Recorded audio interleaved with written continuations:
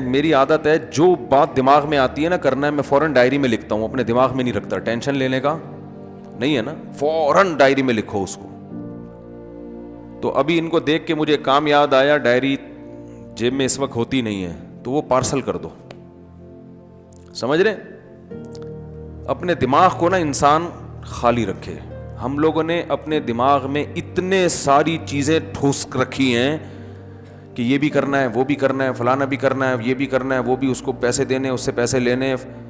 تو اس کا نتیجہ یہ نکلتا ہے کہ جو بڑے اہم کام ہے نا کرنے کے لیے, ان کے لیے دماغ فارغ نہیں ہوتا. سمجھ رہے, فارغ ہی نہیں ہے. اتنی کھچا کھچ کھچڑی دماغ میں, جیسے دیگ میں چاول ہوتے ہیں نا کھچڑی, ایسے دماغ میں 100 قسم کے کام ٹھسے ہوئے ہیں. حضرت حکیم الامہ مولانا شرف علی تھانوی رحمہ اللہ تعالی ایک دن صبح فجر کی نماز کے بعد چہل قدمی کرتے تھے اور ذکر بھی کرتے تھے.